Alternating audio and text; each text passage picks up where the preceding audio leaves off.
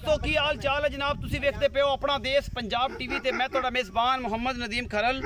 सब तो पहले अपने चैनल करो सब्सक्राइब ते बेल आइकन दा बटन करो प्रेस के मेरी हर आने वाली अच्छी और बेहतरीन वीडियो तुहाडे तक पहुंचे। तुसी वेखो सब तो पहले दोस्तों की खिदमत अच्छे ते बेहतरीन जानवर तुहाडा वीर नदीम खरल लैके हमेशा हाजिर होंदा है। अज तुहाडे वास्ते एक पैलन झोटी और प्योर नीली दी लैके हाजिर होए। नीली बाज फिरदी है, इधर सतलुज के किनारे खड़े हैं और जनाब तुहाडे वास्ते लैके हाजिर होए। माशाअल्लाह फटे मिली फिरदी कैमरामैन साहब झोटी विखाओ, उस बाद मालिक ने गल्लां करांगे। मकूल रेट सोहने सुथरे पाक साफ और सारे मामले अल्लाह के फजल नाल असीं हमेशा लैके हाजिर होने। यह झोटी है जी, मूँह चार दंदे जी दो दंदे, मैं चार दंदे दो दंदे कोशिश करती कर लेंगे। ओ मैं कोशिश करती कर लेंगे।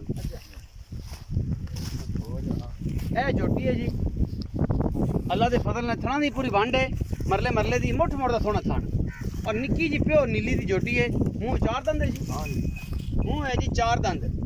मैं दी ढाक ढूक चंगी है, पिछों खुड्डा चंगा है और जनाब अगू बिल्कुल लेंदी तो पिछों इन्नी उच्ची कि पानी सटे तो जाता रहता है।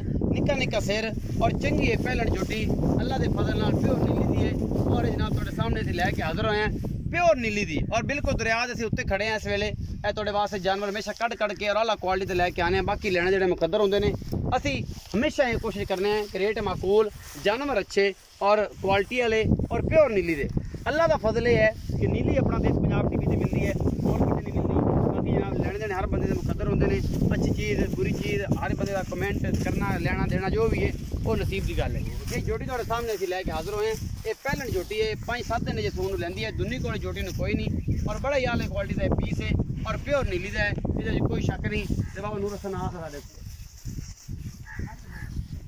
झोटी छाड़ दो तुरंत आ जाओ।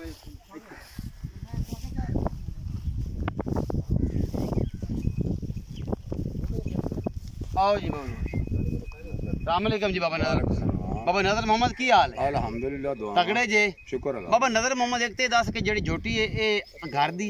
हाँ जी घर दी झोटी सारियां पसलियां टुरदी नजर आंदी एडी बरीक है। हाँ जी हाँ जी।